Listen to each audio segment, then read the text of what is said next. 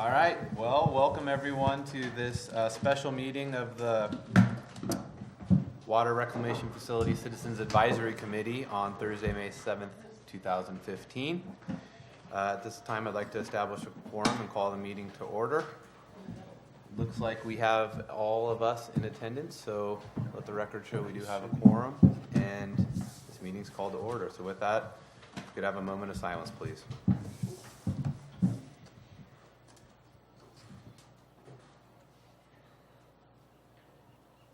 Thank you, and if you'd please rise for the Pledge of Allegiance. I pledge allegiance to the flag of the United States of America and to the republic for which it stands, one nation, under God, indivisible, with liberty and justice for all. All right, well, thank you everyone for making this meeting today on fairly short notice. Do we have any announcements or presentations before we get started? Looking to my right and my left? No, we don't. Okay. Anyone from the public like to make public comment on anything not on the agenda? Please come forward. State your name. And my name is Rigmore. I'm a resident of Morro Bay, and I just want to thank whoever was part of it, but Cayucos divorcing themselves from Morro Bay. I think that's a good thing. And then I have a question, because someone there said something about that Cayucos have a right in the land that the present sewer plant is on, and I just wonder if someone can explain that a little bit. I thought that belonged to Morro Bay. okay, Thank you. Anyone else from the public wish to speak? Okay, with that, I'll close public comment. Mr. Keogh, do you have an answer for the public comment about ownership? Yes, the current ownership of the treatment plant and property is, depending on which piece of property or asset you're looking at, it's basically 65% Morro Bay, 35% the Cayucos Sanitary. So they do actually own part of the property that the current wastewater plant is located on, and I believe also we share ownership of the old Hanson's concrete plant as well. So there's a number of parcels in there that the sanitary district does have ownership with the city on. Okay, thank you. Could I ask a question to Bruce? Hey, Bruce, there's a piece of property in the middle of the plant that is all CSDs, is that correct? I believe that it's either jointly owned by the city of the district or owned by the city of Morro Bay. So the courtyard's actually owned by the city of Morro Bay, I believe. Okay, and then there's the shed that's in the middle of, in the middle of the plant that I was under understanding that was Cayucos' property. Well, what happened is that Morro Bay built a shed for the collections division on jointly owned property without first concurring with their partner. So we had a rental agreement with them for some time on we would clean or do emergency work in Cayucos with the city hydrovac. Okay. And I'll also point out, just so that you're clear, is that the outfall is also jointly owned by the city and the district. So the city has some equity share in the outfall, I believe 60-40. Thank you. All right, moving on to item A, the consent calendar. It's the approval of the minutes from our April 8th, 2015 meeting. I'd entertain a motion, a second, or any comments if anyone has any on the minutes. I'll motion to approve the prior minutes as shown. I will second that. Okay, before a vote, I will ask if anyone from the public would like to give public comment on this item. All right, seeing none, we have a motion and a second. All in favor, say aye. Aye. Opposed? None. Motion passes unanimously. Old business, item B here. We have subcommittee updates and recommendations. We don't always have updates, and I know this meeting's a little shorter than usual, so do any of the subcommittees have reports from any meetings they may have had since our last meeting? None from engineering. Okay. Environmental? None from environmental either. Okay, and finance? None. None as well. Okay.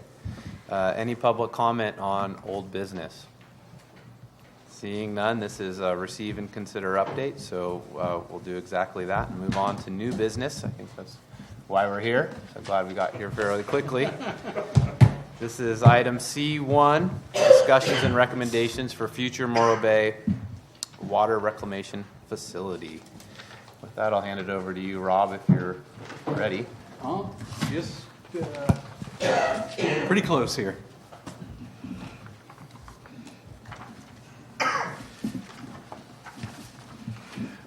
Thank you, Mr. Chair. Rob Livick, Public Works Director, City of Morro Bay.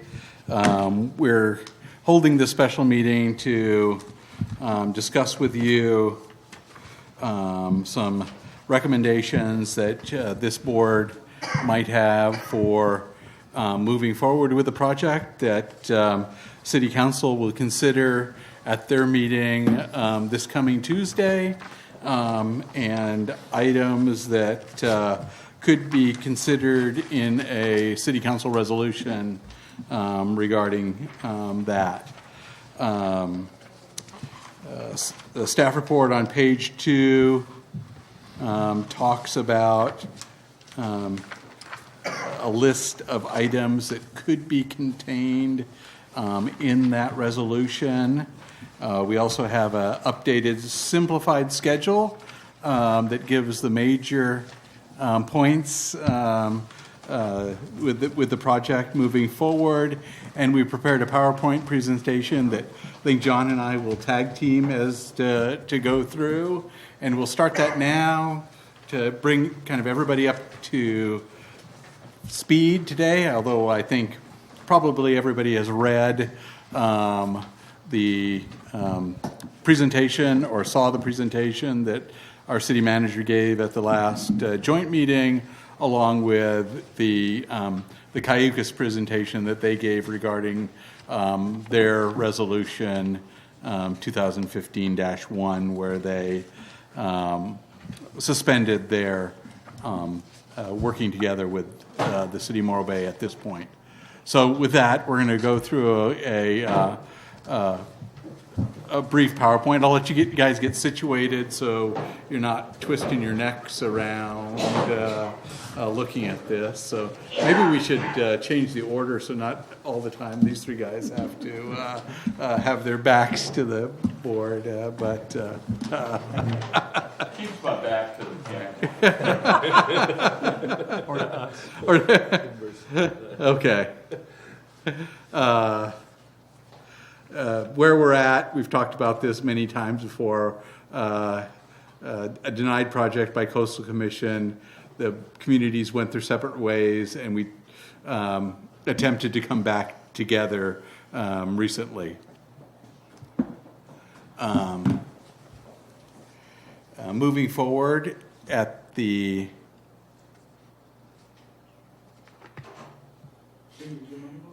excuse me? You're good? Okay, thanks.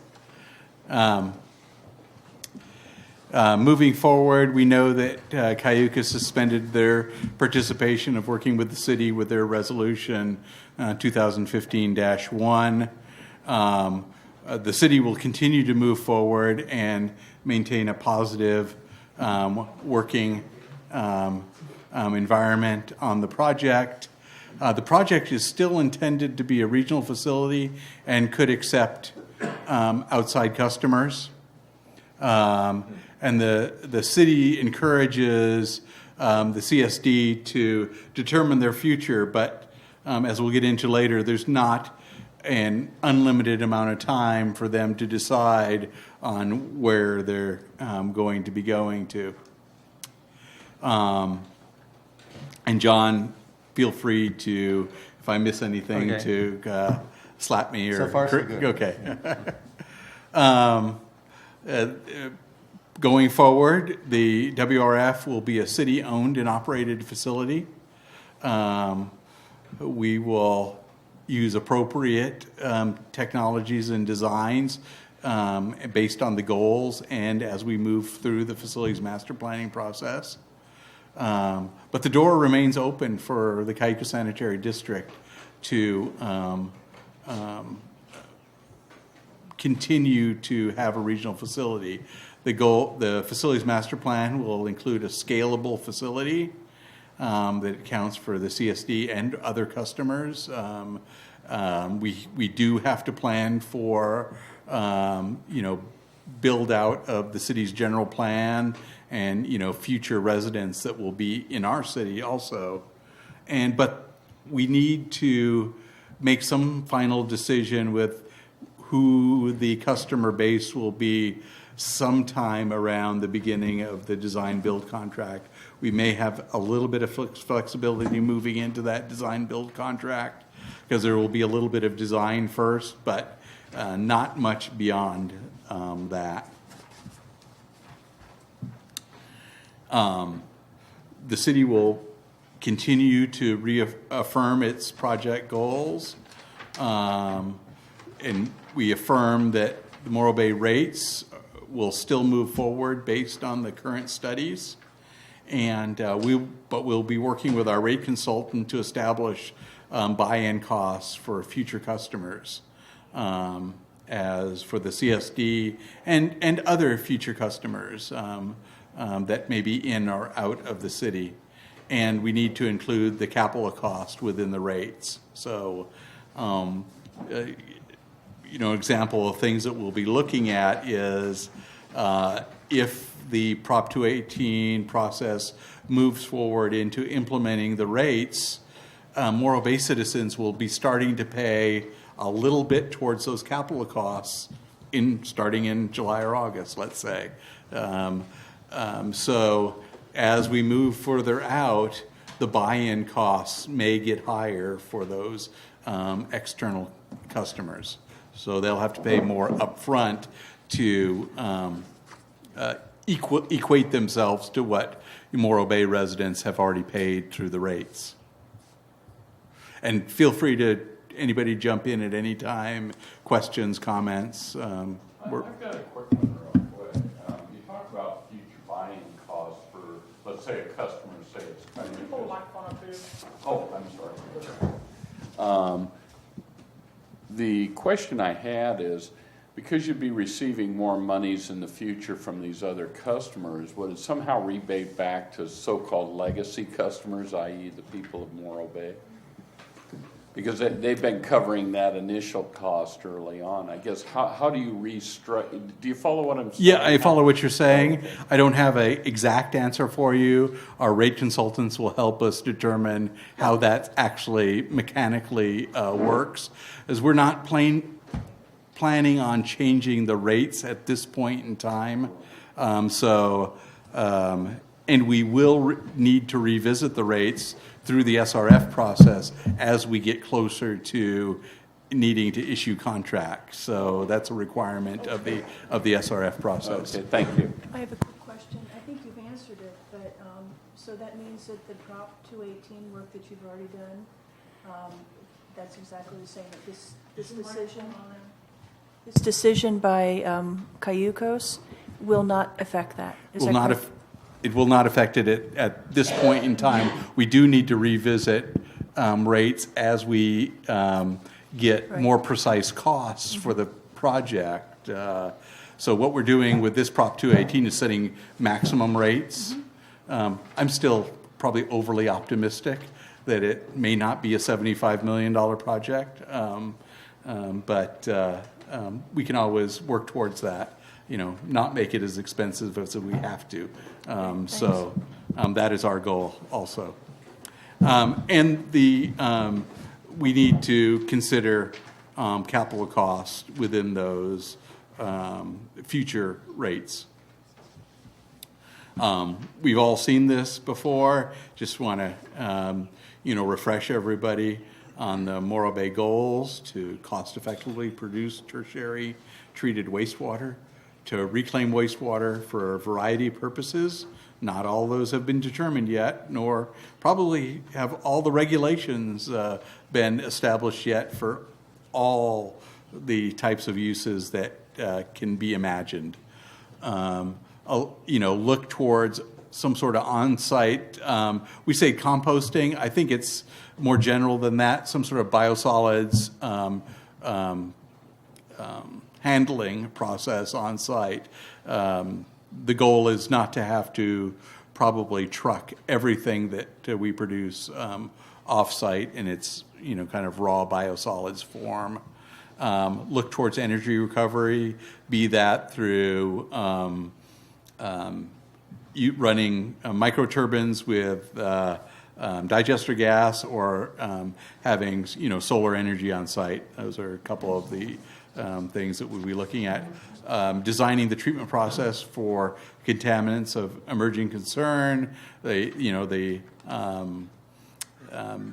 very small trace organics, pharmaceuticals that we're now just being able to detect in wastewater, the nanograms per liter or parts per trillion level that we can now detect and that are present in the wastewater. Designed for other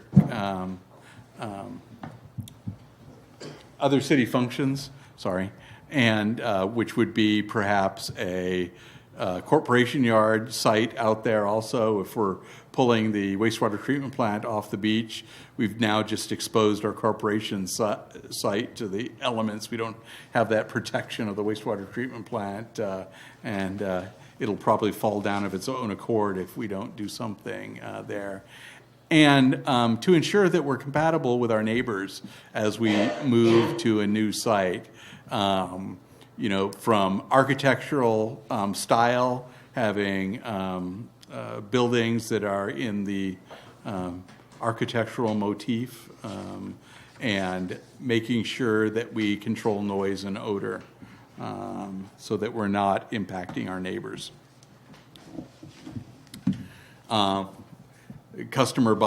We need to incorporate those capital costs in the buy-in, and the door remains open to CSD as a customer until sometime in the design build process. We'll have to make some decisions during the FMP and the CEQA NEPA process to include probably the maximum capacity and scale that back depending on who the customers. And this date of late 2016 it depends how much risk the city wants to take, could push out further than that 2016 date. And what I mean by risk is we would have to absorb some design and perhaps, if we let it drift out further, construction costs while we're waiting for that decision to be made. What happens if Cayucas decides after that they want to come in, or they have to come in by some mandate? Then they're paying 100% of that expansion cost. So the site will be anticipate future growth, and we'll have some expansion abilities. We're probably not using the entire site for treatment plant processes. We're planning on having it be expandable. So they'll pay. So let's say we start construction, and Cayucas says, we've decided now we want to join you. Well, there will be some contractual changes that will have to be made with our contractor to upsize that facility. There may be some design changes that may need to be made.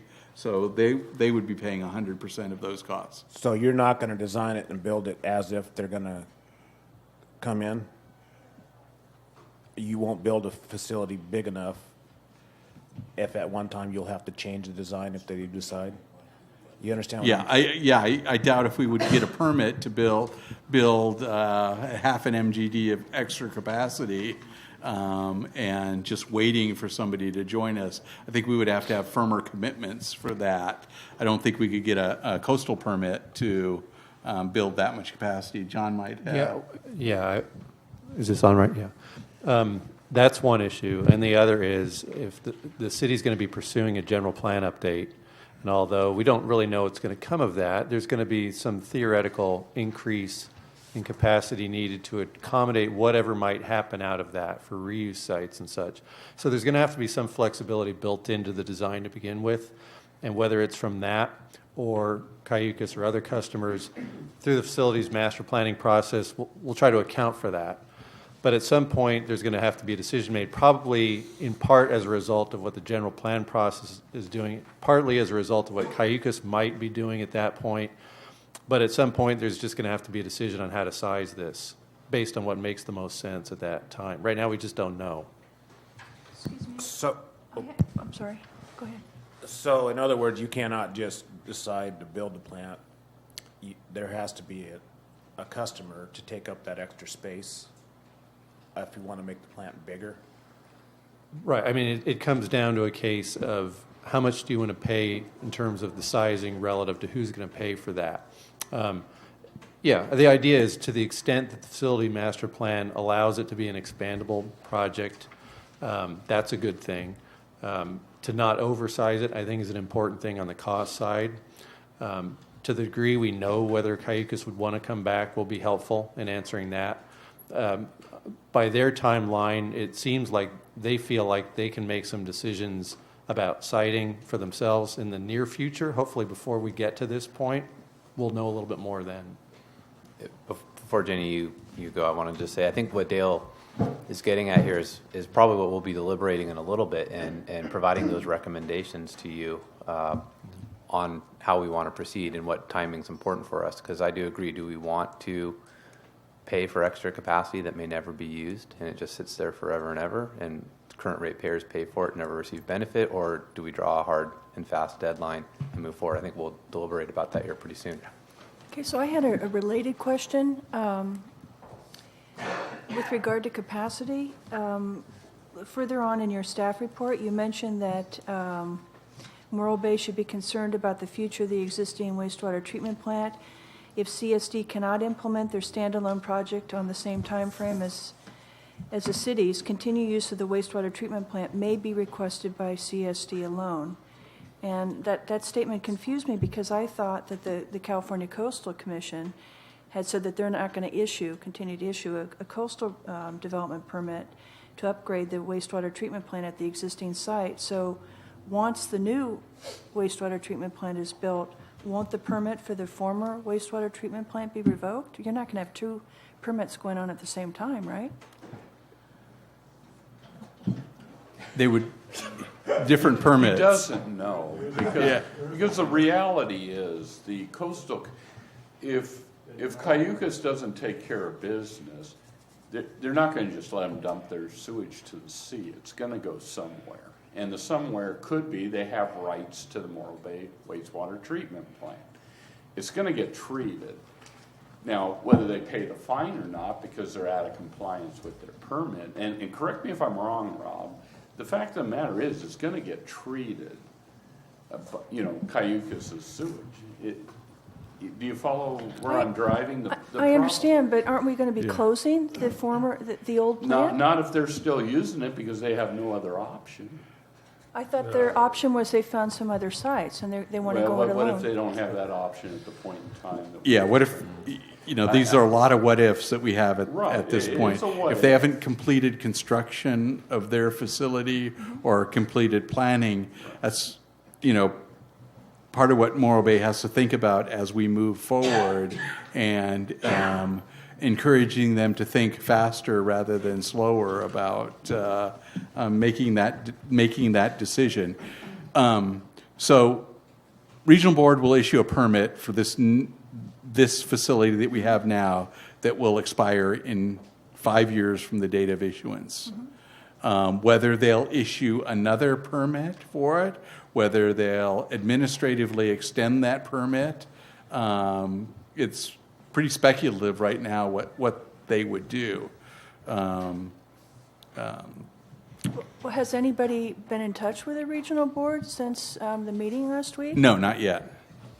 Rob, maybe Jenny's getting a few things confused here. There's two different permits. There's a wastewater discharge permit from the regional board that we're under order There was no permit issued from the Coastal Commission. They denied anything going there. That's a different entity. No, I'm saying for the new development, they said that they wouldn't issue, I understand what an NPDES permit is. Only if Cayucas does something that triggers the need for a coastal development permit will they be going before the Coastal Commission. If they could do something that does not require a CDP, they can probably operate it under the discharge permit from the regional board. That's my understanding. No, that's not completely right. First of all, under the current joint powers agreement, okay, that puts us in partners. That puts the Cayucas Sanitary District.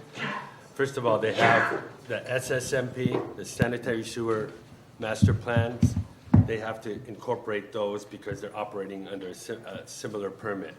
Secondly, back in 2005, Wallace Engineering did a sewer system master update, and they did a flow study in North Morro Bay. The reason why I'm bringing this up is because my work product from Cayucas is mentioned in here, okay? The problem that regarding capacity issue is that all our flow studies are based on what Cayucas is integrated into the system, okay? Now, what I feel there's the problematic thing about like whether they build one first. We're now again relying on Cayucas to do something. Cayucas Sanitary District had a study by WSC, Water System Engineering, which said their first choice is to stay at the existing plant. That was their first choice. Their second choice was looking at CMC, okay? So they're getting what they want right now. And as long as the longer it takes Morro Bay to build the plant, the better it is for Cayucas. They're getting their first choice. The problem that arises is that we, as Morro Bay citizens, take all the risk of the sewage that's going through their sewage that's going through our town. Now, this is getting off on a little bit of a tangent, but not really. In that sewer flow study, okay, one of the conclusions that came out from Cayucas was that by no means were they supposed to open up the bypass valve. The bypass valve on Yerba Buena puts sewage from Cayucas into the 60-40 line. That 60-40 line is in dilapidated condition. I mean, you can view the videos, and is pouring sewage into our drinking water aquifer, okay? This needs to be addressed immediately. And as part of like Cayucas' delay, I feel that since the lift station 5 is in the city limits, and correct me if I'm wrong, all Cayucas has is 2 gravity lines going into the city limits. Now, as far as I know, that's an NPDES permit. Now, I think Cayucas is already got plans to use the Chevron property for their wastewater treatment plant, because they were given a permit to do a temporary wastewater treatment plant at the Chevron property. So there's a good chance that Cayucas is going to expand a plant, but that's going to take a CDP, okay? That's going to take a CDP. So whatever Cayucas does, they're on the coast, they're going to need a CDP.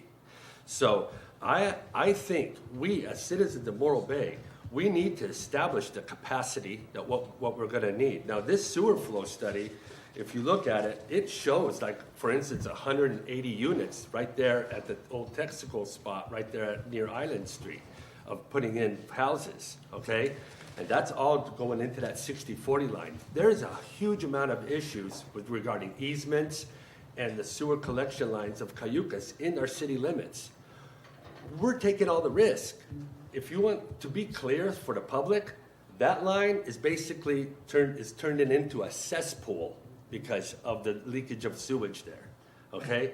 So we need to address that, regardless if Cayucas is 40% partners or not. Since they're not interested in going with us on the wastewater water reclamation facility, then we should treat them as customers right now. In fact, the flow meters, we should take over lift station 5 and start charging per gallon, because the property is not going to be used for a wastewater treatment facility. Just because Cayucas delays doesn't mean they're going to get a carte blanche and saying, okay, that's just like the gifting somebody for not being efficient. So we need to start taking this public health issue very seriously, and we need to, in my opinion, we need to get a move on it. You know what I mean? Well, that brings up a question I have, and I'm sure you've told us before, but is Cayucas, are they hardline plumbed into the wastewater treatment plant now on their own, or do we share a line with them as it comes into the facility somewhere in North Morro Bay? Both. We share a line, and then they also have their own dedicated line coming into the treatment plant. But the dedicated line is connected to one of ours, right there in front of the plant. Currently, up until about, I'm going to say 6 months ago, the Cayucas force main ends basically at Vashon and Main, so it turns from a force main into a gravity line, 15-inch gravity trunk line that runs down Main Street and then turns and comes down Atascadero Road to the treatment plant. And does it pick up our customers along the way? No, that's just theirs. We have, on the east side of Main Street, we have a jointly owned line, which was the original line. Sometime in, I think, the 80s, they put the 15-inch line in for Cayucas. That line is jointly owned, and at Vashon and Main, there's a series of 4 valves that allows Cayucas to take sewage as it enters the gravity system and flow into the joint line. They recently slip-lined, or they installed, they pulled a pipe in from Vashon to about Island Street because they were concerned about hydraulic capacity, because they have spilled at Island Street in the past during heavy flows. So this gets them, there's a siphon there, this gets them past the siphon with a force main, but it basically precludes them from putting sewage in at Vashon because they can't tie the force main the way it is now. It's a pumping line. They haven't officially abandoned it, but they're looking at getting out of that joint line, I think. But their statement to me, Mr. Kuhn basically said, hey, I don't want to give up any ownership in that line until we go through a winter storm event, and I know that the new force main that we put in is adequate for their pumping needs. So they use it for I&I in storms. So yeah, and as of right now, they can't even get into that line because their new pipeline pulled past the valves, and they didn't make the connection at the valves, if that makes sense. Mm-hmm. So currently, they don't have access to the 60/40 line. Everything's coming down their dedicated line. And so what happens if there is excess capacity and it hits that 15-inch line? They feel that they have gotten, when they did their hydraulic study, that they have gotten to the point where their critical point was at about Island Street. That manhole is very shallow, and that's where they would have problems. Rich would know the manhole I'm talking about. They've pushed past that, and so they feel now they're going to have adequate capacity in that 15-inch line for at least the foreseeable future. Now, if there's more growth at build-out, when they do their facilities master plan and all that, they're going to have to look at their flows and loads and see how that works out. If they come back to us, we'll take that data and incorporate it into the regional plan at Rancho Colina. Yeah, because where I was going was if they had to use that or do use it often and we build a plant, we're now taking their flows no matter what because that's their safety valve. Okay. Interesting. Also, I want to state, and correct me if I'm wrong, Bruce, but isn't there also a valve system near on the other side of the highway where they can divert flow from their second force main into the beach track? The valve that there is a valve there, and you're correct. We don't use it. It is possible to take water from one of their force mains and go down through the beach tract. That is a city-only valve. So if somebody wants to open it, it has to be from the city of Morro Bay. Okay. The sanitary district. It's not a joint ownership. Okay.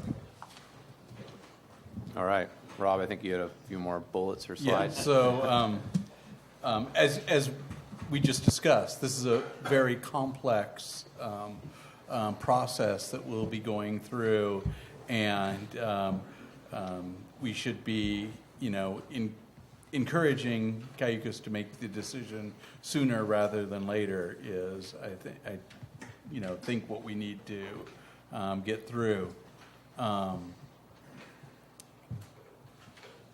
And I think we just discussed this.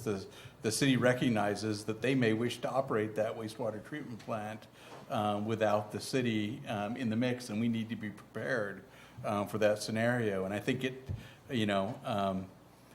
might take a couple more people in the room to, work on that portion of it. I think, their legal counsel and our legal counsel will probably get involved in this issue also.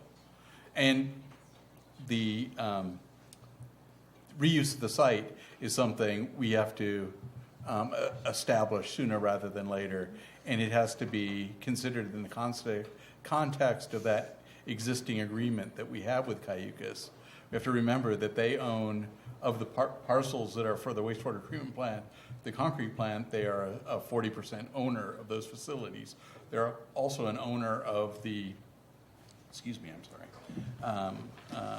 the outfall line, and we just talked about the jointly owned line down Main Street that has some issues with it. I can talk if you want. Sure. Okay. I'll just take over for Rob because it's fun to share. But what I want to talk about is sort of what happens now and what we're doing right now. There's a few things that are going on in parallel, and the next couple of slides will hit them. The first thing out there is the Facilities Master Plan RFP. It's out. It's been out for a while. It's due this coming week. And we also have under contract several things going on. A biologist, an archaeologist, geotech, hydro work out in the valley there to determine whether there's any real problems with Rancho Colina beyond what we said before. So that's going on. We ought to have answers on the biology and the cultural in advance of the hydrology. That is to say, sort of a summertime context. Hydrology, hydrogeology, we're looking a little bit farther out into the fall to get definitive understanding of what's going on out there. And then coming up, we've got some other RFQs and RFPs. For the CEQA NEPA process, we're looking at that as an RFQ rather than an RFP, and the reason for that is because we don't have a project description for them to really cost out a scope. But we do want to have them under contract to be able to help figure out partly the scope, but partly a lot of the ongoing environmental and permitting issues. We want to get that on the street in the next month. One for program management. Right now, Mike Nunley and I are acting as interim program managers, so we want to get an understanding of how that will go. That may be someone else, and it may be us. That should get out fairly soon.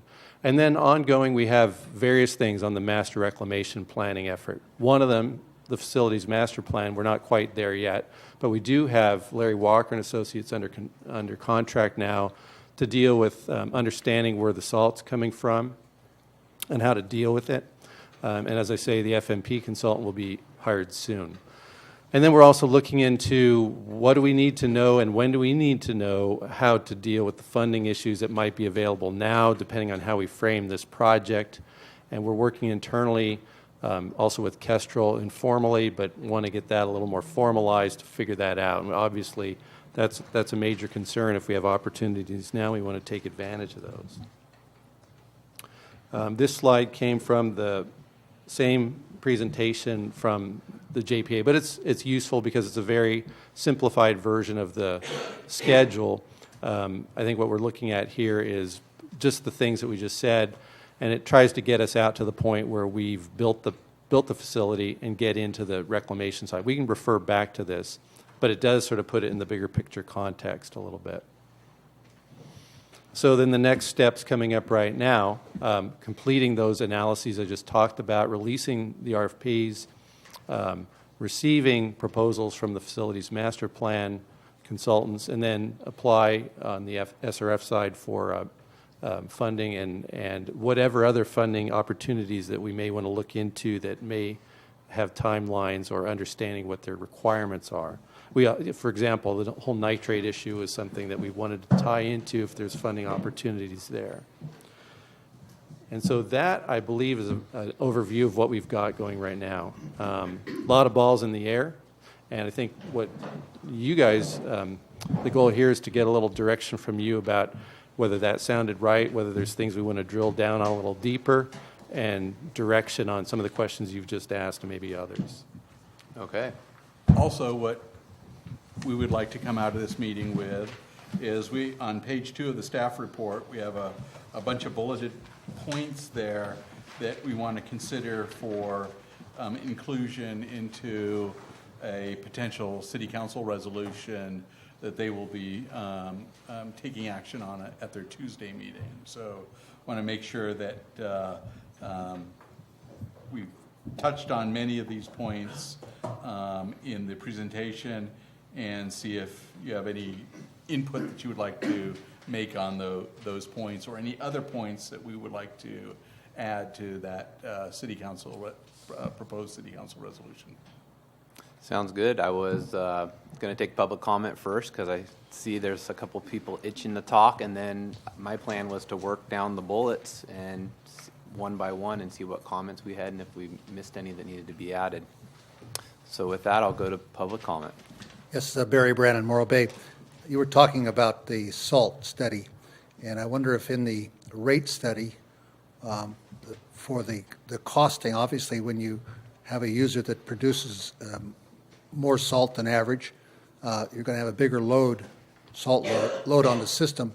And my question is, will our pricing system for the sanitation be able to put a surcharge for salt for any high salt users? Because that's one of the biggest costs down the line, is to how to handle the salt. If you didn't have heavy industrial salt use, then your plant design changes quite a bit, and your cleaning up process for reuse gets less expensive. So my question is, in your pricing, will you consider salt? Anyone else?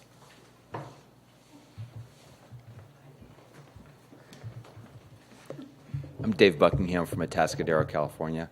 I'm also the city manager. I just want to take a second and I'm going to have to run out to the police station to do something there. But first, let me just say thank you to the WRF the Wolf Pack, for your great work. It is not missed at all. I really appreciate it. And although I think this is my first time coming to listen in on part of your meeting, I've come to rely completely on the great work you guys are doing and the sort of the tactical direction from people like Jenny that we got when we were in Washington about, go down to the EPA and talk to this person about future funding. So thank you guys for your great work. So I'm looking forward to sitting down with Rob and Bruce and Rick and John later this evening and tomorrow morning, and we prepare the staff report for our city council that we've held off on doing until we hear from you. And so what we all hear from you tonight is will define in a sense, or certainly inform strongly the staff report that we likely produce tomorrow and then bring to the city council on Tuesday. From my perspective, sort of where we're going is, first I sort of divide this, being a former military guy, into offense and defense. Offense is what we're doing with the new plant, and defense is what we need to think about with the existing site. So let me talk about sort of offense first, not being offensive, but so we find ourselves in a situation where it is full speed ahead. We can move forward like we have been trying to do, and so that's my perspective: is let's move forward decisively. My sense, all of these things are my sense, sort of pending your input, is we should move forward with the intent to build a Morro Bay owned and operated wastewater treatment plant and then water reclamation facility. We can master plan for a scalable site, 1.1 MGD for Morro Bay, up to 1.5, that would provide possible capacity for Cayucas should they choose to join us. And we still want them to, because we still think a regional plant is best for everybody. Go back to 1B, a Morro Bay owned and operated plant, which has capacity for maybe not all comers, but appropriate comers. We want to affirm our goals. They are our goals. We're going to affirm our goals for our plant. I think there will be some discussion this evening on rates. Our analysis is that, this is rough analysis, it's only been a week, but our analysis is that our rates are appropriate for where they need to be right now. That's the Prop 218 process that's going on. I would encourage us not to hit the brakes and back up.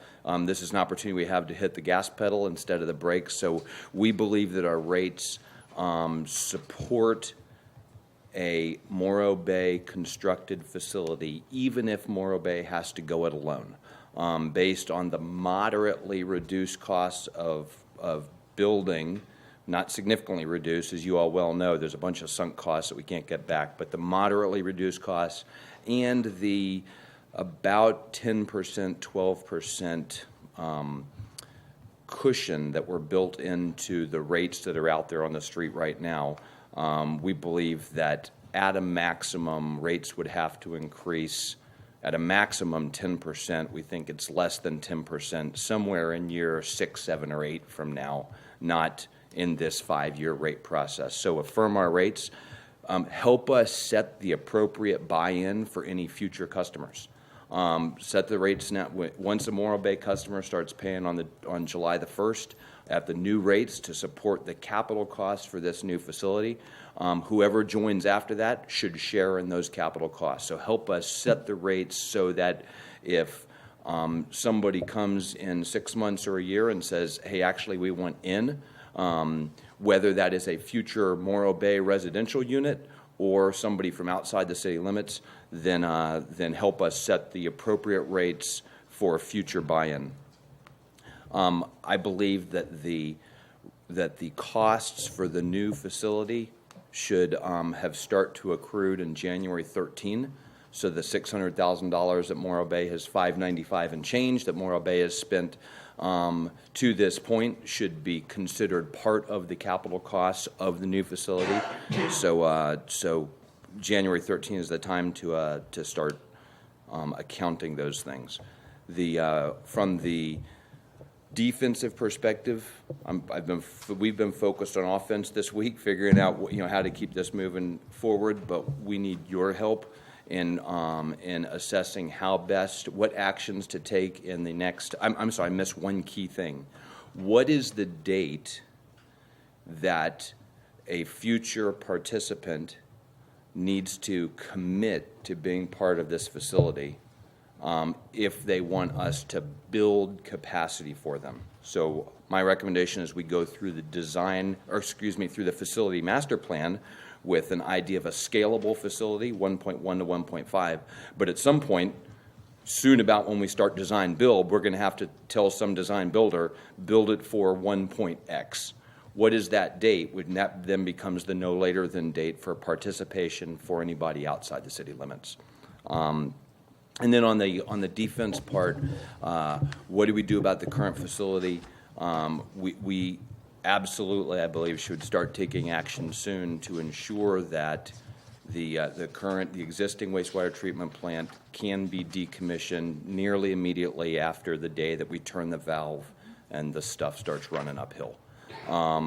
And so there is some good thinking that needs to be done and can be done, and who our allies can be in helping with that, whether it's the local or the Coastal Commission and a local coastal amendment, or other actions that we can take to ensure that 25.5 acres that is partially shared by Cayucas. They're a 40% owner of about 15 of 25.5 acres down there.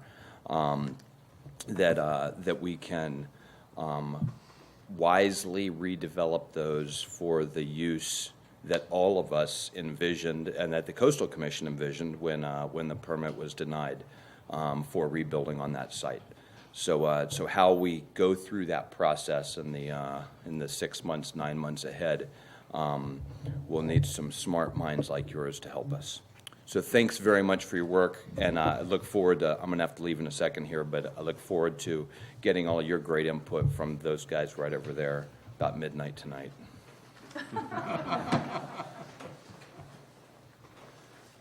Thank you, Mr. Buckingham. I was just going to say, good thing you live in the same city as Rob, because you can beat him over the head and face.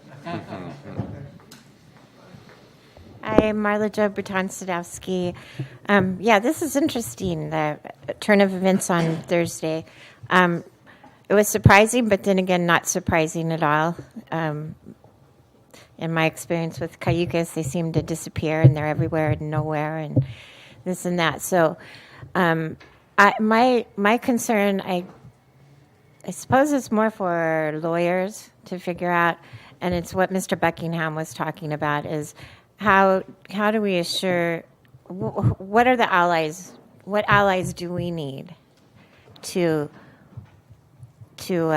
be able to shut down that plant and turn it off, and Cayucas just have to fend on their own. This has to be taken up pretty pronto, I would say, because they're going to say, well, we have all the sewage, what are we going to do with it, you know? And,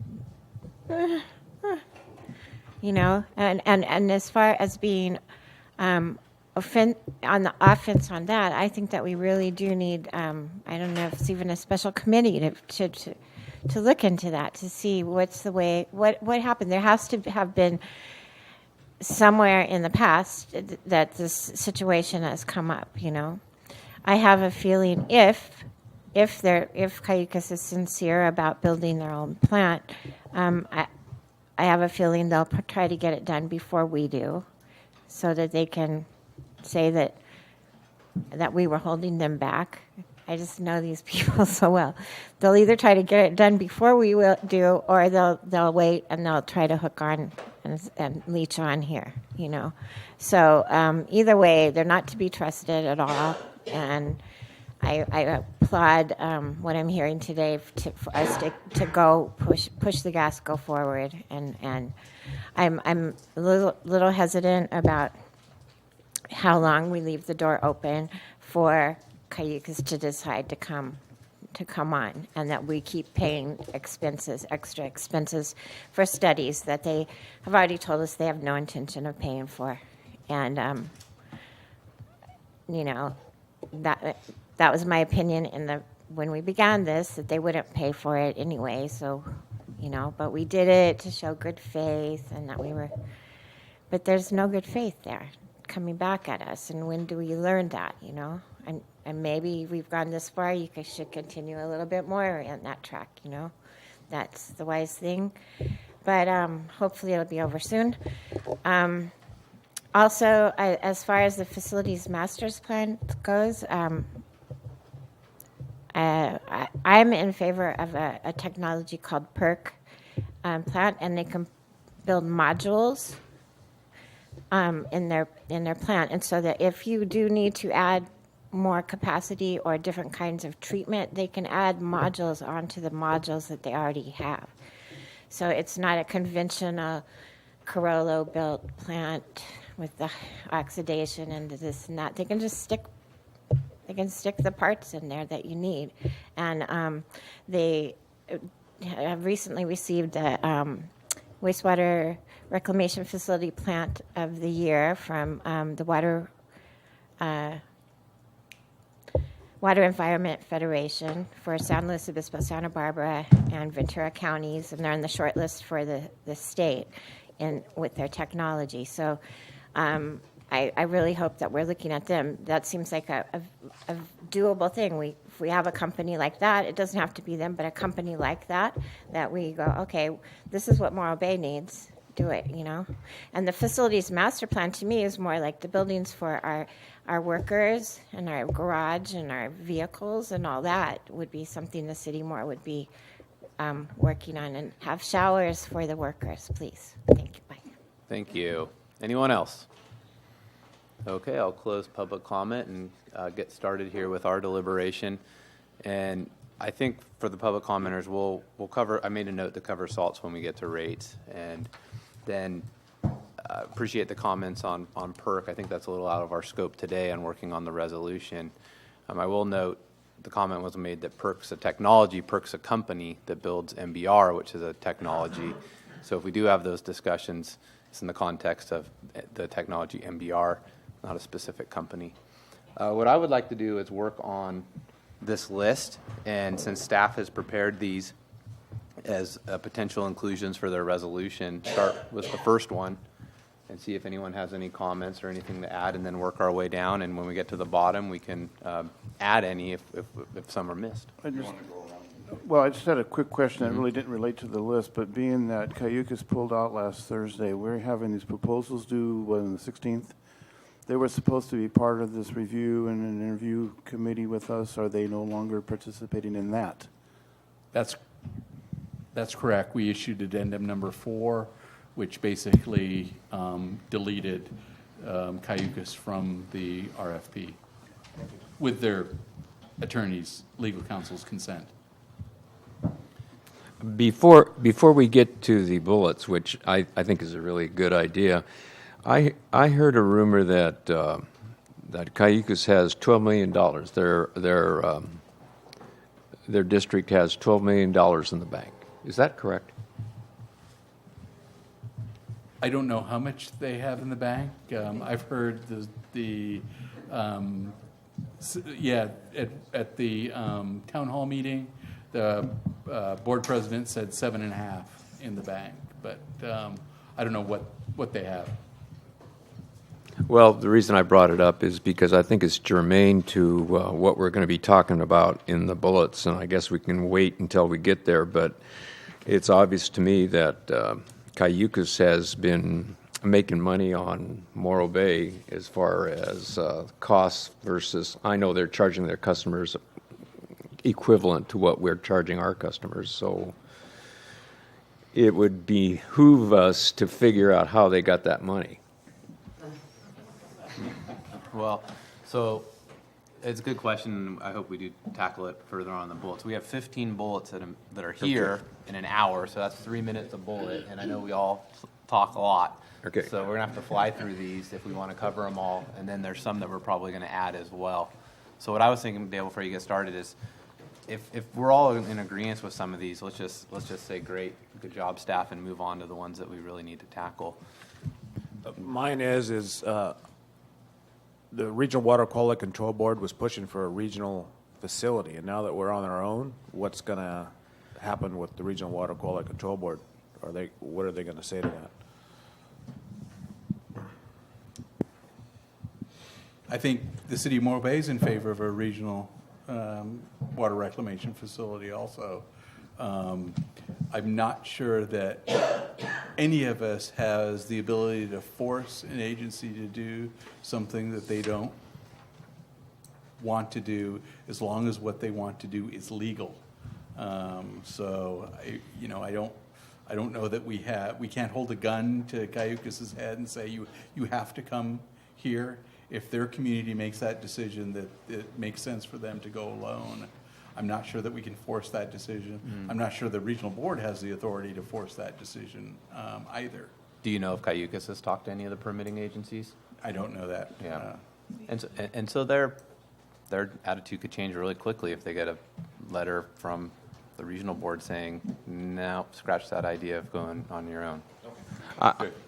Why is Morro Bay stuck on developing a regional facility at this stage of the game? Why don't we design for a 1.1 MGD facility from here on, and then if you have to change that, then the cost differential will be clean as to our facility versus a regional facility when you bring in another customer? Why don't you just take it right now, straight line, 1.1 and go? Time out, because that's bullet number 2. Oh, that's... So that's, if we get started, we'll hit that, and okay, and we can answer those questions and sort of stay on task. Is everyone okay with that moving forward? Okay. So bullet number 1 is plan for a facility with regional capacity. I guess it's bullet number 1. Yeah. Well, it's 1 and 2. Right. Yeah. Why do we? One and Why two are are pretty much the same. Why are we doing that? Why is Morro Bay doing that at this stage? Well, a couple of points on that. Contrary to what the Cayucas board said, I truly believe that there are economies of scale in building these things, and it's not cost effective to build smaller facilities. It's more cost effective for both communities to build a little bit larger facility. So we have some time to draw that line in the sand to make that decision. It could ultimately be a Morro Bay only facility, and the costs to delay that decision aren't extraordinary. We're going to be looking at everything with the facilities master plan, it's not going to change the master plan's designers that drastically to continue to hold them on until we have to make that decision. The other point is, it still probably will be a regional facility in some point. We'll be taking on some county customers into that facility. I think one of them is sitting right in this room, Steve McIlvain, the prospective site owner. With the wastewater line going right past the mobile home park, as part of and there's an existing wastewater treatment plant out there. Well, we know the regional board's not going to have us have two wastewater treatment plants sitting right next door to each other. And, with our talks with Steve that's one of his desires in actually working with us on this property is to, I may be speaking for him, but to get out of the utilities business and to be able to have a regional facility that serves, those 200 plus customers out there also. So in some small degree, it will always be a regional facility. Well, and there's a level of risk aversion as well, because if we plan for a smaller site and then 8 months from now, Cayucas says they want to join again, we've just reset the clock. No, I just wanted to say, I think we look at it as a regional facility. First of all, I think once we went to this customer-owner relationship, it doesn't they can sit back and watch. It doesn't really matter to them. Personally, I agree with Rob. I think you're going to see them back here soon enough.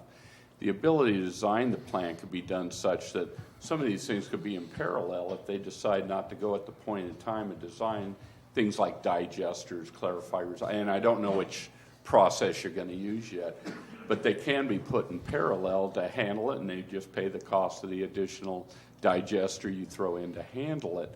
To me, I think you move as a regional facility. I honestly believe that. I think they have nothing to gain right now by saying, yes, we want to go along with this. They can sit back and wait because you put them in a customer position. Once you put them in that position as a city, that's where they're at. I don't agree with it, but I understand it. And maybe not everybody does. Sometimes I feel there's a little acrimony. I don't know the people in Cayucas. I don't know who sits on their board. But I do see them coming back because at the end of the day, Morro Bay is going to have to sit down and say, what if they wish to use that plant going forward? They own 40% of it or whatever it is, and you're not going to be able to shut them off until their problem gets solved. But at the end of the day, I see it going back to it. I agree with going ahead as a regional facility and doing the scalability issue. Sorry, go ahead, Paul. Well, I think right now, like you said, when bringing on Rancho Colina makes it regional, so we'll just call it regional and not get into the specifics of who those partners are necessarily. It could be Cayucas one day, but it is a regional plan. I don't think anybody denies that. Okay, go ahead. These guys are playing hardball, and whether you like it or not, they have money in the bank. They have a facility that is already on the Chevron property. They have made a statement that they don't want to talk. And here, Morro Bay is taking an attitude saying, we are going to keep our arms open and our minds clear and our hearts pure, and you can come in any time. And that changes the negotiating stance that you're going to have to, the Morro Bay is going to have to deal with these people if they're going to come in. Right now they say they don't want to, and you want to be able to have negotiating advantage when you walk into a table to talk hard dollars.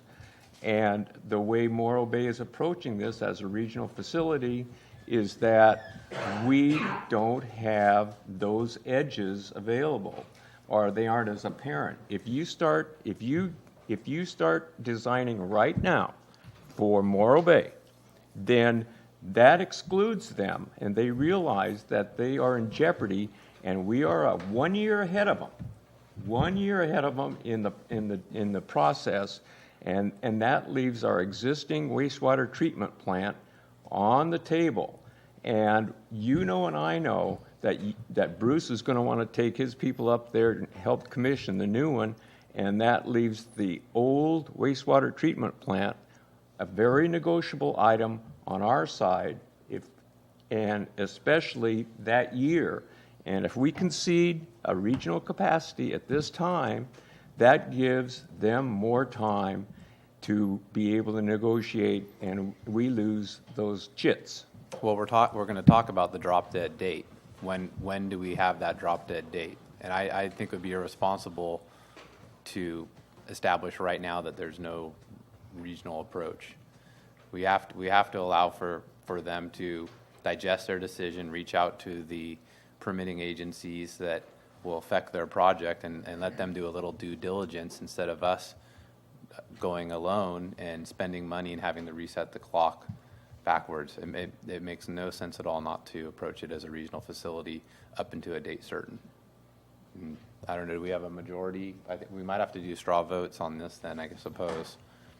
I didn't think this first one would be so controversial. That's bad for the rest of them. Well, if you want to take the first two bullets as the same, I think you can, and we could go to. Can I just make one more comment on the regional concept?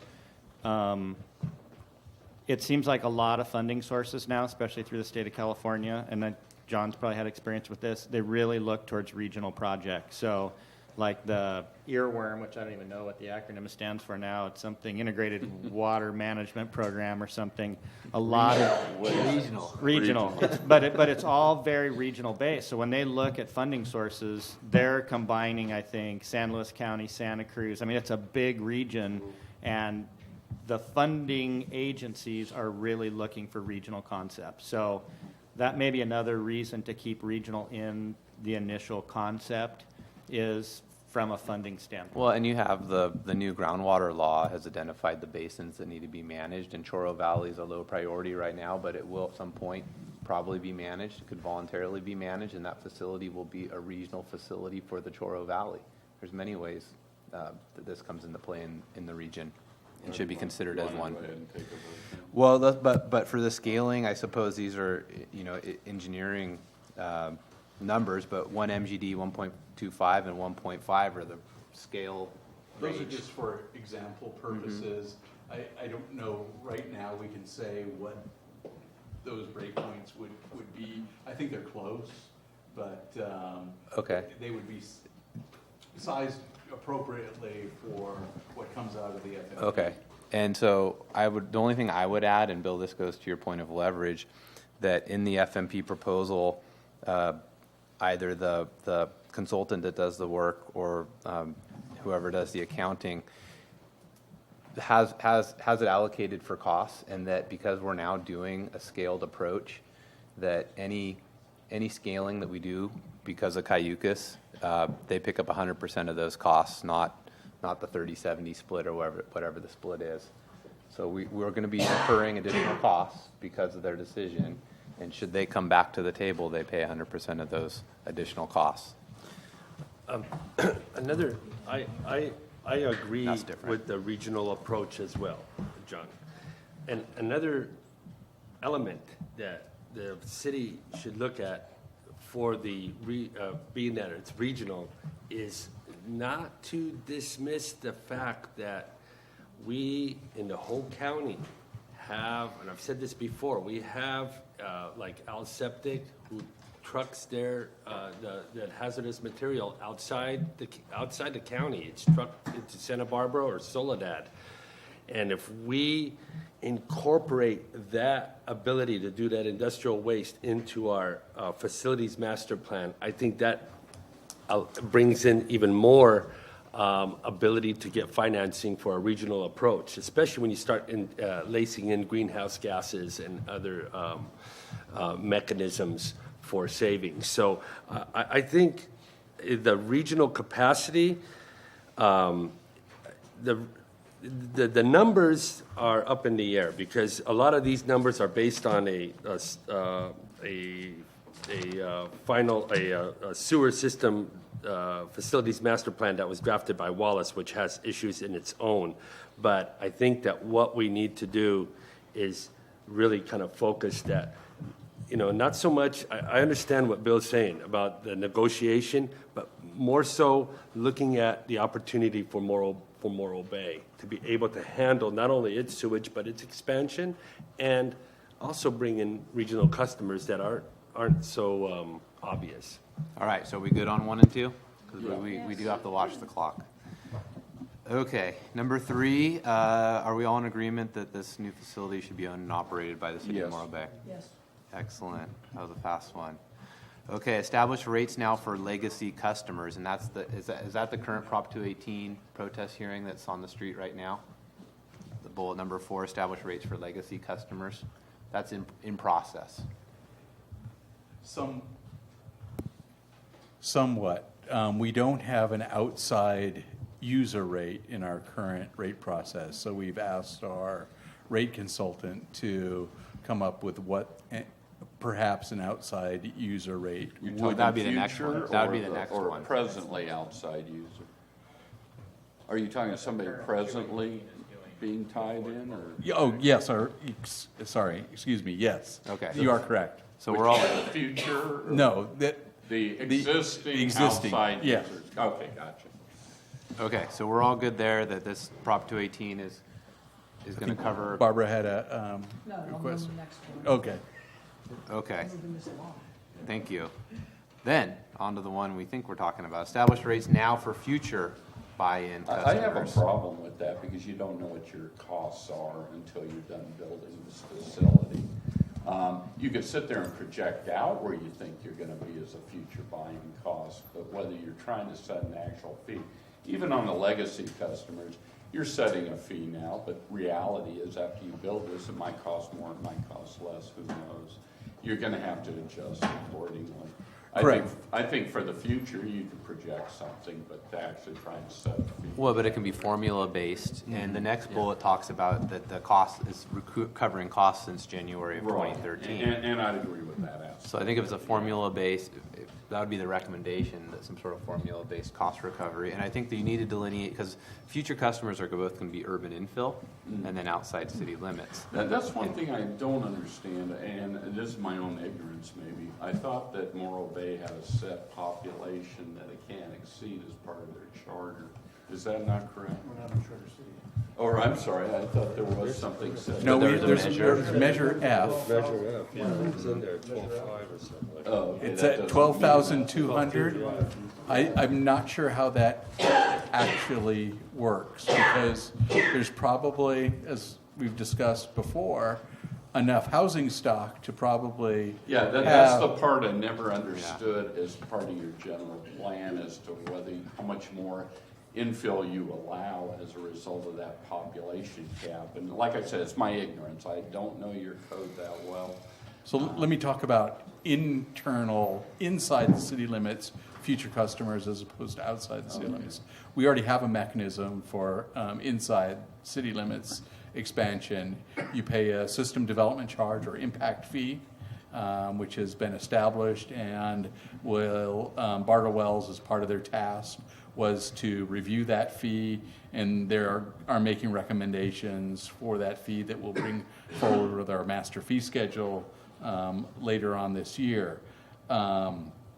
So inside city, you pay that development impact fee and you charge the rates. So it's pretty simple. Outside the city limits, the code talks about no customers outside the city limits, so we have some changes to make to the code, along with, so one example would be, let's say in some world, Cayucas becomes a customer of Morro Bay, and they're going to pay a rate to us. We don't want their rate to be 100% flow-based, because we've just sunk a huge amount of capital costs that are fairly fixed for 30 years. So they're going to have a fixed portion of their fee that they pay no matter what their flow rate is, and then a smaller flow rate portion. Kind of like state water. Kind of like state water, exactly. Rob, one thing I see a problem with that is that if we have to charge that exorbitant rate to a new customer such as Cayucas, would they not have to go back to their own ratepayers for the 218 and ask for their blessing to pay that high rate? It's Or more could they than argue existing that, hey, rates. we only want to pay for what it costs to treat it? I mean, they're going to have to sell this to the customers. They might try to make that argument, but I don't think that argument makes sense, that they shouldn't have to pay, a portion of those that they're not just paying operating costs because, well, for one thing, to move forward, before we move forward with some agreement with Cayucas, they are pledging their rates to build the facility and to pay the O&M. Because we won't get an SRF loan to build this larger facility without that to happen, so. Well, and establishing the rates now gives them the opportunity to do the analysis of a new plant on their own and all those ongoing costs and paying in as a customer to a new plant. And that, one last thing about rates. Now that fixed cost that they will pay will probably have to adjust the longer they delay making their decision, because Morro Bay will have been paying for a portion of those fixed costs all along. So if they decide 4 years from now, it'll be a different amount than if they decided this year and start paying this year. There'll have to be some sort of catch-up provision if that. Well, that's exactly I the. can agree with, I'm sorry. I was I'm just sorry. going to say, I can agree with the bullet point that it go back to 2013 to try and fix. And that's a comment I had on, Rob, on the buy-in customers in cooperation with the consultant on the rate. You can't necessarily predict what those rates are, but what you can do is set up the appropriate structure so that it's time phased based in. Somebody doesn't come in on the 11th hour and get the benefit of not paying that. And the second comment to Paul is the question about if Cayucas or any new customer makes the argument they're not going to pay for the sunk capital costs, then it seems to me that would be a direct violation of 218 in terms of requesting or asking Morro Bay citizens to subsidize somebody else's cost to date. So that should make that argument go away. Good point. On rates, when you're negotiating, let's say we're negotiating with Cayucas, you try to put yourself in their shoes and where their issues are. And this is a legitimate issue for the Cayucas on rates. And that's one of their biggest complaints is they don't know, as a customer only, what those rates will be and how they would deal with them. And I do think Morro Bay owes Cayucas some idea of what rates would be as a customer. And that would probably take a little sting away from this attitude of suspension of discussion. One thing that you can do I would ask, you look at the proposed sewer rates, and they're set up in non-residential sewer rates from Class A to E.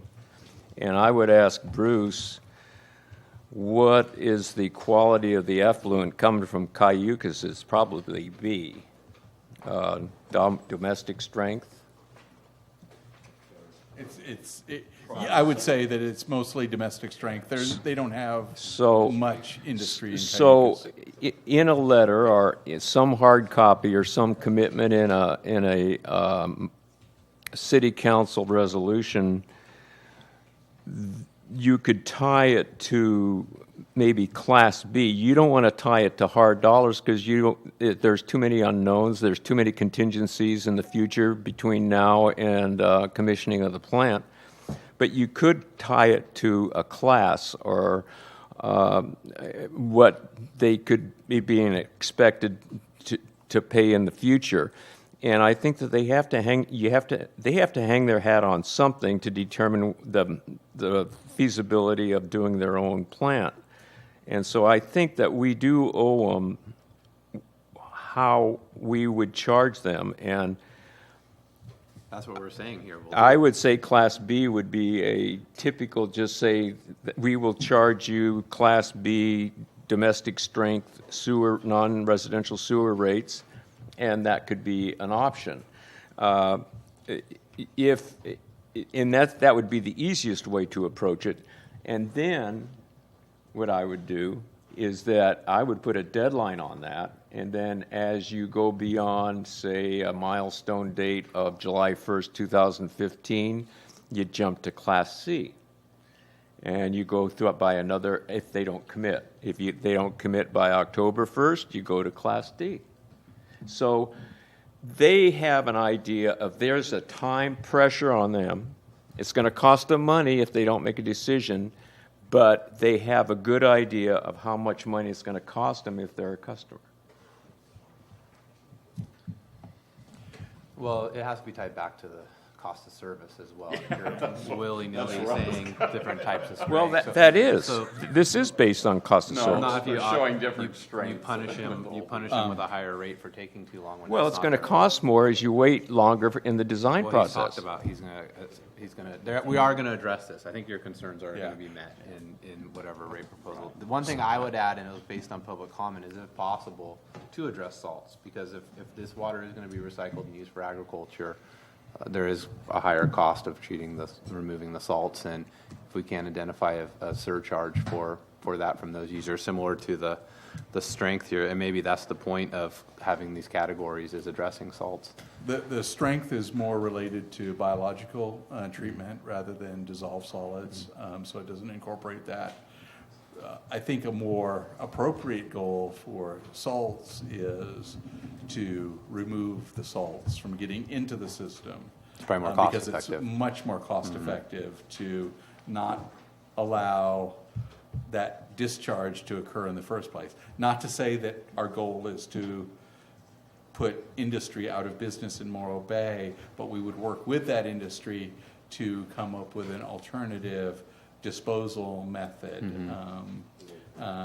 For example, there could be a dedicated brine line, let's say, or they might want to truck their brine to avoid commingling it with the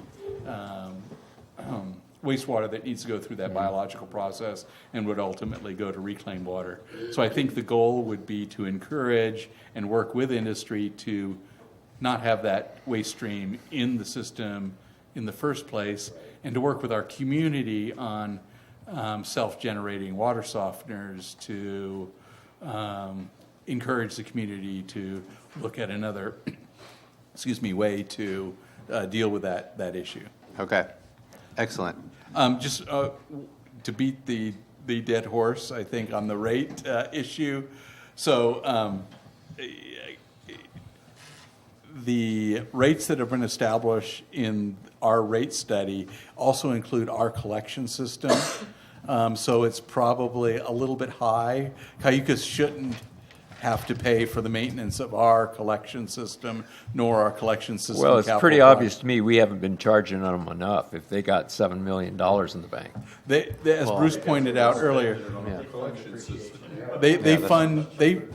in their rates, they have a line item to fund depreciation. So Morro Bay traditionally has not funded depreciation in any of their financial policies. So that's good for Cayucas. That's a good thing that they've done is funded depreciation. So that's good that they've done that. They have to take care of their own workers that handle their collection system just like we do. Yes. That's separate of the treatment plant, so it's not going to be exactly number B off your list, because they're going to strip out the cost of our collection system. Our collection system and our then collection. add on the cost of their collection system. Yeah. Accordingly. So it'll be something like that, but with a little math done. Right. And we're not going to do that math in this room because No, but 4:30. it would be a worthy endeavor. Yes. Okay, but we're all good too. The key here also is that it's to capture costs since January 2013 when the Coastal Commission denied the joint project. Okay, excellent. We're making good progress. Bullet 7. release RFPs for environmental review and project management by the end of May. I'm fine. I think that's a worthy goal. And are you on track? Is that Yes. feasible? Okay, fantastic. The next one I kind of think has already been done. You want to explain this one? I thought at the last meeting we did establish a subcommittee. Yes, we established a two-person subcommittee to sit on the larger 10-person selection committee. I think what we're looking for, just a little, make sure that this is something that the committees felt comfortable with. If this is, so I guess the way I envision this working, we didn't write all this down, is the subcommittee and staff would come up with recommendations. That subcommittee and staff would present that after the interviews to the full water reclamation facility, who would make a recommendation to council for selection of the consultants. And I assume it's precluding the fact Cayucas is no longer involved. Yes, we did an addendum that said, no, thank you.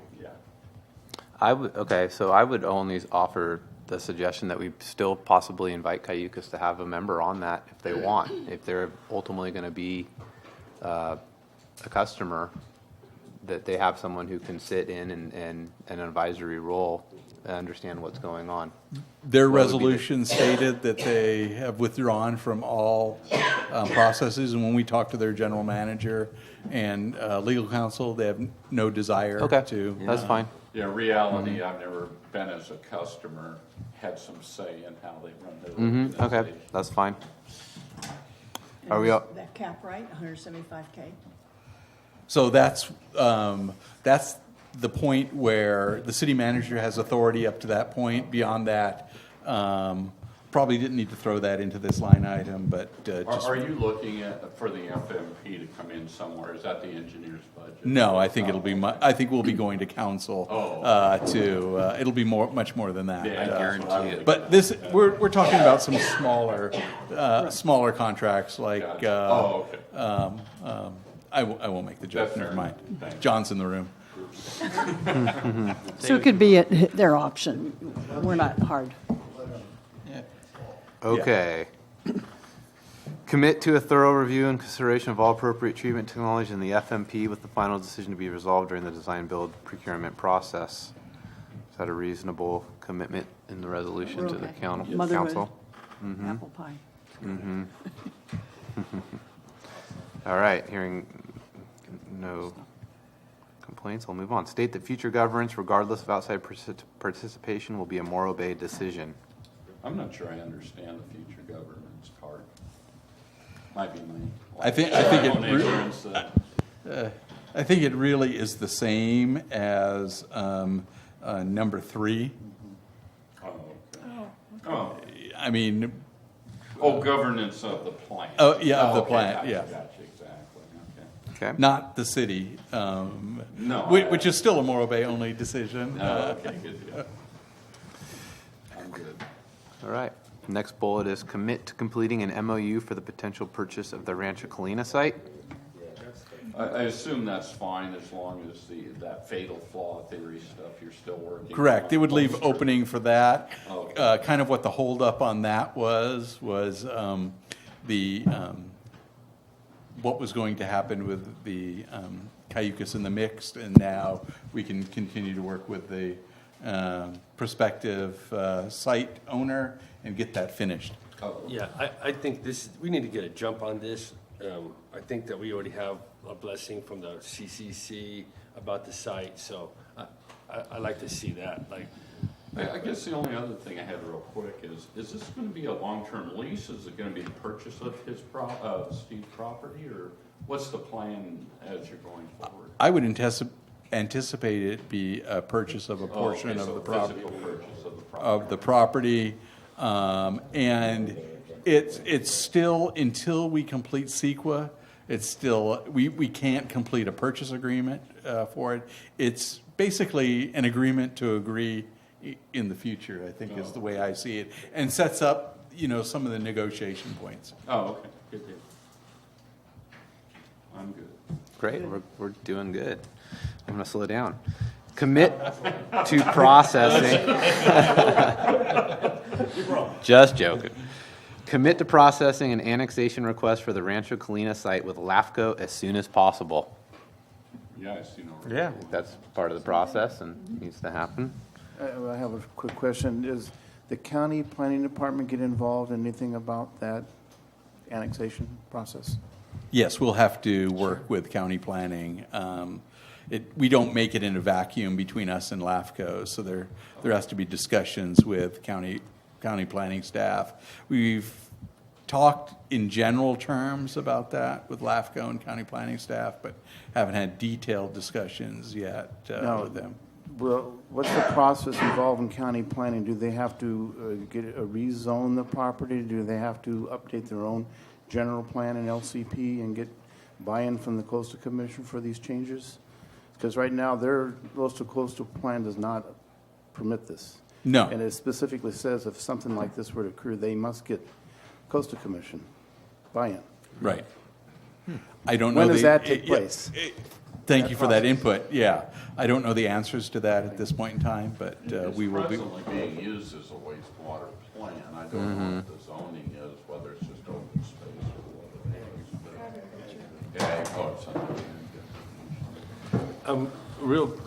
is. A quick question. Back in 2000, I go back a few years here, 9 maybe, there was a meeting that was held at with the city council, and basically LAFCO had stripped a lot of sphere of influence from the city of Morro Bay. Is Rancho Colina one of those areas that was stripped? I believe so. You better believe it. Okay. And just out of curiosity, if there's a CEQA document required, is there any way would that be on a separate track, or could it be part of the bigger CEQA document? I'll let John. Yeah. Well, they're going to want to look at the whole thing. But we have had some preliminary discussions with LAFCO staff. Conceptually, this is not a unique thing. They've dealt with these kind of things before. I think the idea is, yes, they will need CEQA to have the annexation go through, but I think they can get pretty far if they know what the provision for services is. It's sort of a unique thing. This is services, so it's not exactly like a housing development. But in general, yeah, they're going to need that, but it wouldn't be a separate CEQA document to process. Okay. Good. All right, we all good with the LAFCO process? I'm okay with LAFCO, but I wanted to follow up on something that John had mentioned earlier. I would add a bullet. I would suggest saying something like, being proactive and working with the regulatory agencies. They may have some suggestions for streamlining the permitting process. But instead of waiting, and filling out the forms, actually, meeting with them on a regular basis and being a little more proactive. And the Regional Water Quality Control Board, or actually the State Water Resources Control Board, has already mentioned to Morro Bay that once they fill out just the first part of the SRF loan application, just the very first part, they would be happy to assign somebody to work with Morro Bay to answer a lot of questions. So it would be like a state consultant. So that's thank you, Jenny, for that. Let's save new bullets for the very end, so we ensure we get through all these. But we'll talk about that one at the end. How about that? Because I want to make sure we get through all these first. I have it on my list, so Perfect. Thank you. Okay, here we go. Commit to the decommissioning of the existing wastewater treatment plant as soon as practicable.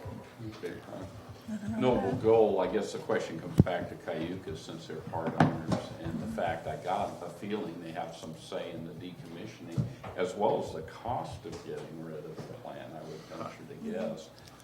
I think it's more to do with regulatory and getting an NPDES permit to continue with the 301H waiver and dumping into the ocean.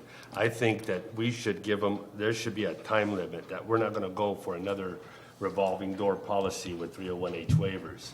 And we should give them, I think they go for 5 years, and I think that, we should be Well, when I'm talking decommissioning, I guess I'm also talking about restoration, so to speak, from the standpoint. Well, we would be solely on board probably with restoration. I don't know if that's something we could talk It's about. part of their property. I'm not quite sure how you get around that. Yeah, I believe that it's, okay.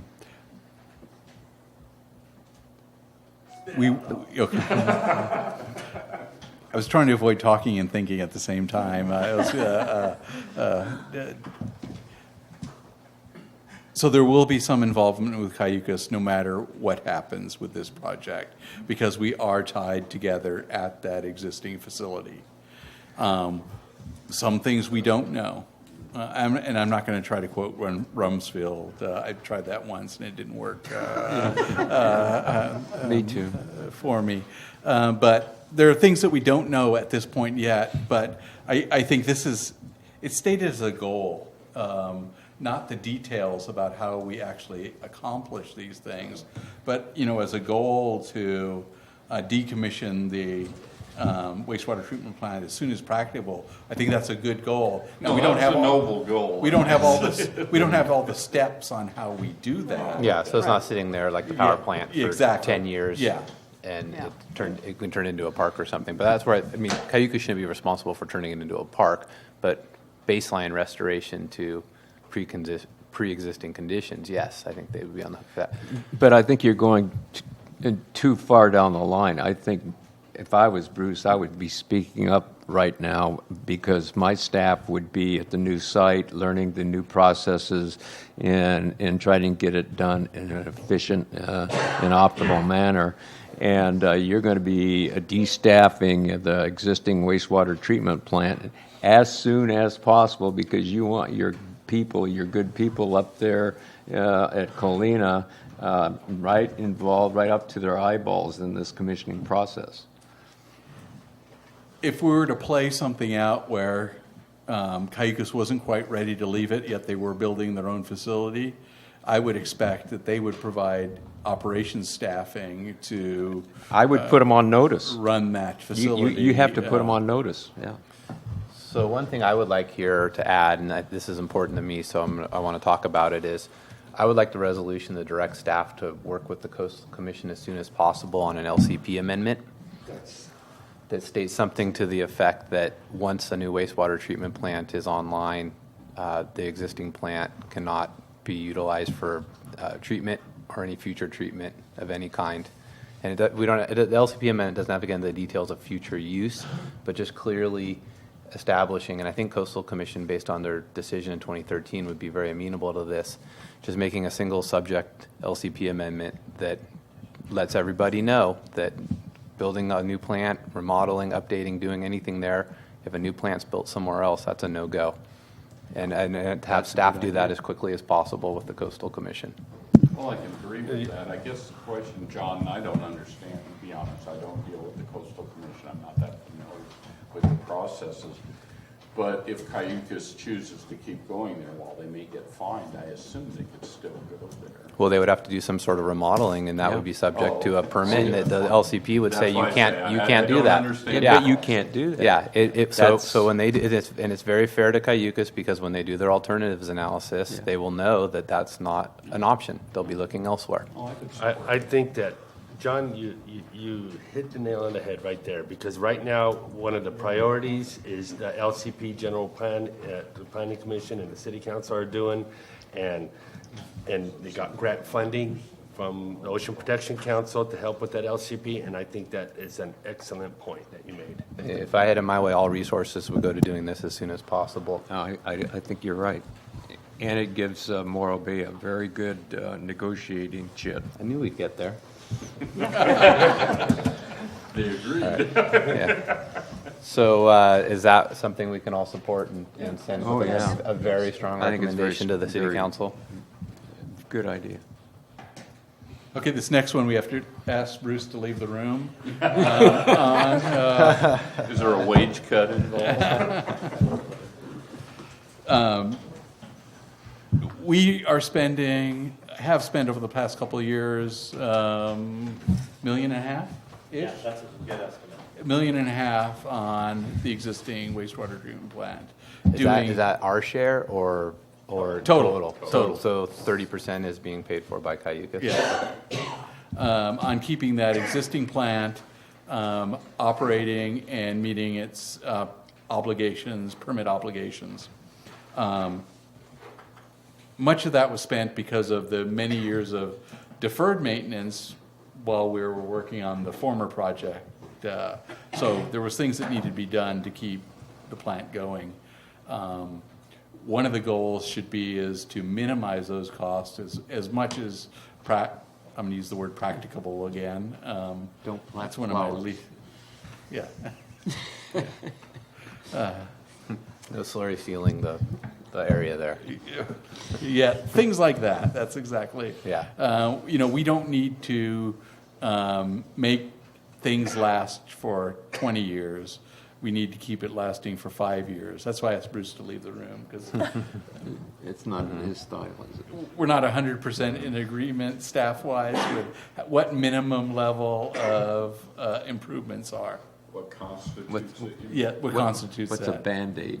We all sleep at different levels. Does this mean that you're also going back to deferred maintenance posturing again? Is that what we read in this? We'll do this every year with the budget, is look at those major maintenance and repair projects and see if they're really necessary to keep those in the budget, depending on where we are with this new project.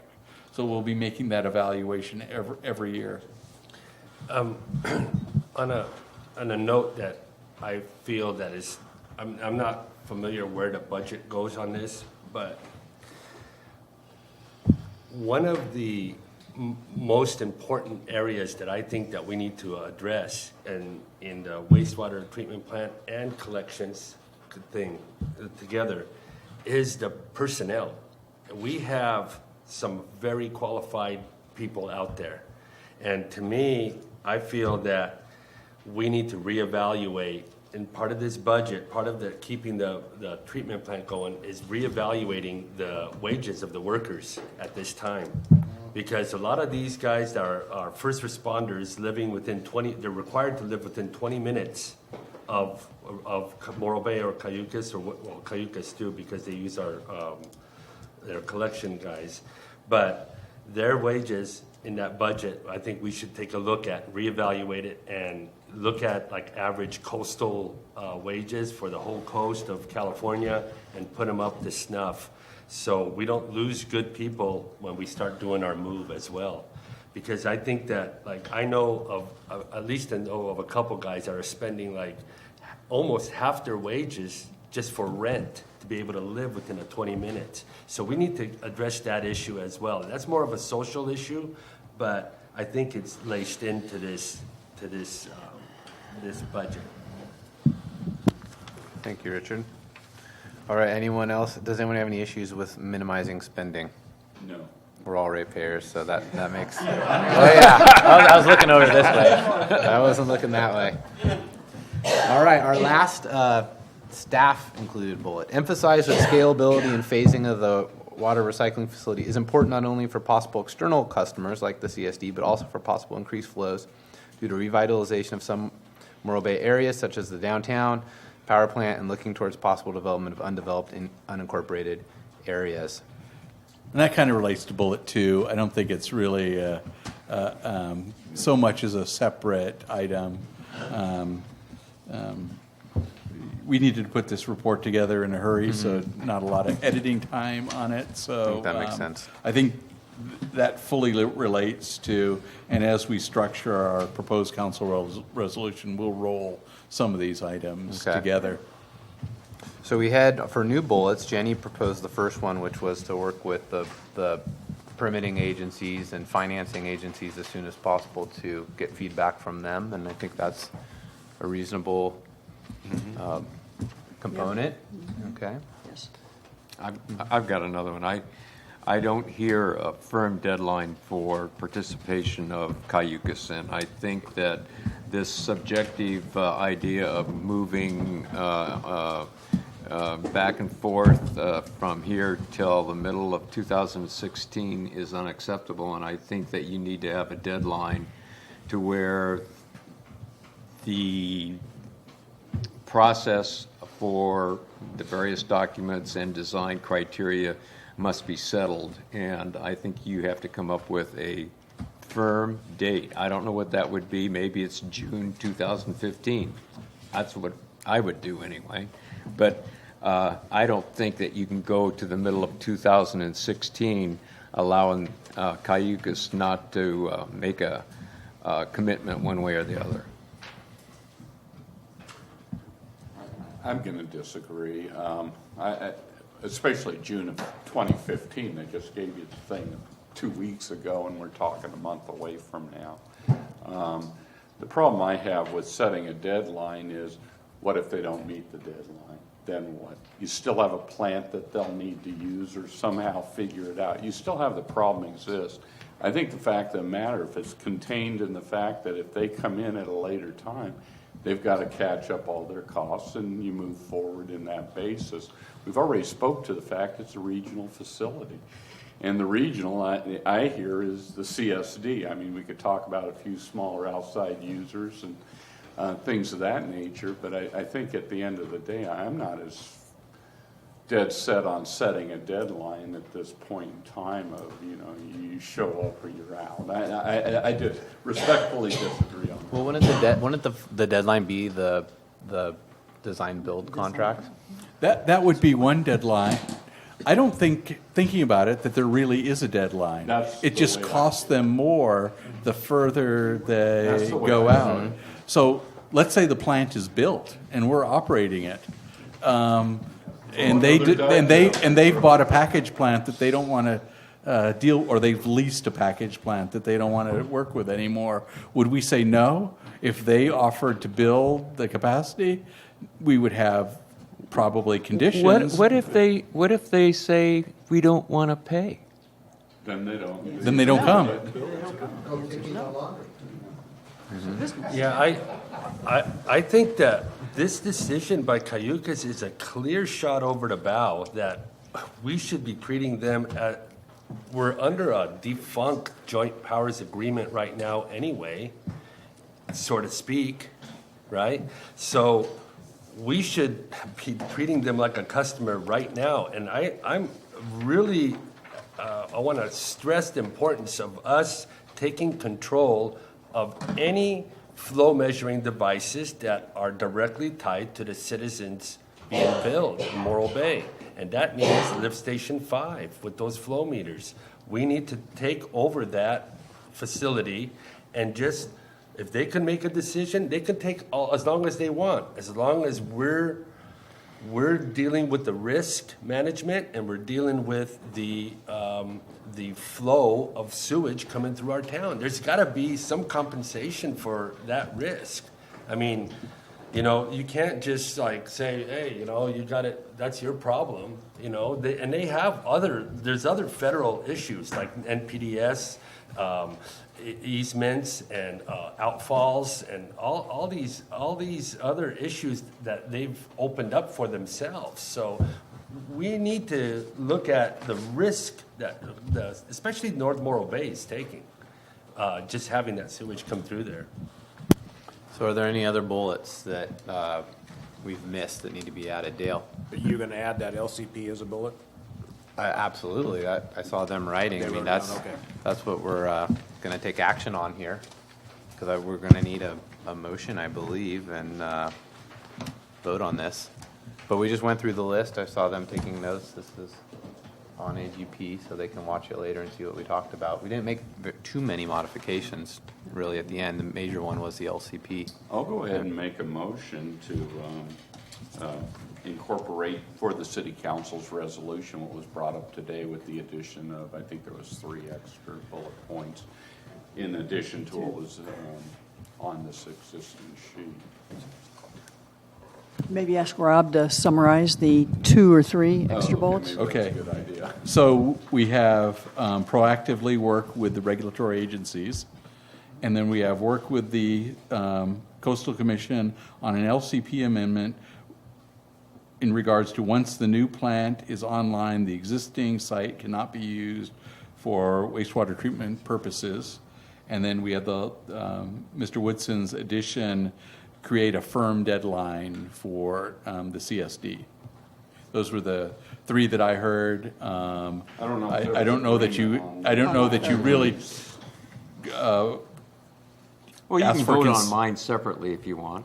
ask for consensus on that one or not. So We'll those vote are- on it separately for now. How about that? Yeah, that'd be fine. Okay, because we can talk about it a little, we'll have time to talk about it a little bit more. What's that? So the first two? Yeah. Okay, that was the motion. Do we have a second? So your motion was for the first two additions, and then The we're first two, Okay. that's correct. Second. Okay, discussion. Are you sure that, I think we were saying two things in regards to the LCP. One, it sounds like you're saying that once the new plant is online, it can no longer be used for wastewater treatment, but we've also been discussing the fact that Cayucas may be in a situation where they're building someplace else, but they're going to need another year to use the plant. And what I thought I heard John say is that the LCP amendment would, that there's no option for upgrading or making improvements to the existing facility once our new plant is online. So I guess what I'm wondering, are we saying that we're shutting it off, and so they no longer have that option? Yeah, or, so we're, that's the question. Because we have discussed a couple of things They today. said they could do this in 3 years. Is that correct? In their at the JPA meeting, I believe 3 years on the outside. and we're looking at 5. Correct. So they should be done before us. All right. If that's their plan. Well, Okay, there's a motion yeah, for the two. And I second it. Okay, so all in favor? Aye. Aye. Opposed? None? Okay, while we have some time, talk about a hard deadline. Do you want to discuss a little bit more, Bill, what you're thinking? Well, if I was negotiating with Cayucas and they said that they wanted a little more time and they have not made any payment up to now since we've been in this process for 2 years, and we've got what, $600K committed sunk cost already, and Just shy of, yes. okay, 590, and they have made no commitment in any way, shape, or form that they feel that they owe that 35% of that. How would you go about collecting that money if they are in a quasi gray area up through 2016? That 600K is going to get well over $1 million plus, and they say we're going to proceed on our own. You'd have to go to court, it seems to me, to get that money. And so the sooner the deadline, the less exposure to Morro Bay and the residential ratepayers for excessive costs that Cayucas rightfully should be paying. And so that's why I'm for a very hard date, and sooner the better, on a deadline for Cayucas in or out. And I don't think that they should be able to play this cat and mouse game indefinitely, or at least, say, for 1.5 years. So that's my argument for a hard deadline for Cayucas in or out, and the sooner the better. Paul? An approach I would take, it's much like with dealing with a contractor. You don't necessarily, you have to do this now, but I'm telling you how much time you have left in your contract.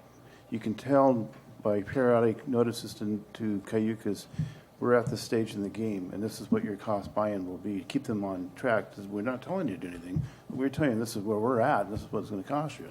2 months later, all of a sudden, we're in design build. Now we're in this phase. If you want buy-in, this is what it's going to cost you. Don't say you have to do anything. Just tell you, this is where we are, and this is what you have to do now to get in. By the time you go to construction, you tell Cayucas, by the way, we're going to construction. If you want buy-in now, this is what it's going to be. Don't tell them they have a deadline, but just tell them in different phases.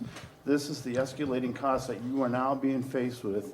The longer you wait, the more No, these I things agree will with come. that. But don't give them Each any one of time. those Just are give them- deadlines. Each one of Well, we those. don't know what those times are. Just say that when we hit that trigger point, we will notify them this is occurring right now. But let them know. Like, You have to let them the bullet know. point is to keep the Cayugas advised of when we are at a different process of our project. The way you first put it out, Bill, it felt like you cannot get in here after June 2015. No, You're totally excluded, you're out of the party. But they have That's to how know it the came. rules, see? They have to know the rules and what these milestones are and what these costs are going to be. Well, we're helping set those rules with our recommendations on this But resolution. if you look at the number 6 bullet point 2, we already discussed the fact that anybody, future customer comes in, is going to go back and cover all costs back to 2013. Well, they haven't agreed to that. Well, But that helps them make their decision. Yeah. That helps them make their decision on how to move. They have a lot of work to do, in my opinion. We and- need to notify them of these dates and this cost in some formal manner, not subjective, but. May I make a suggestion?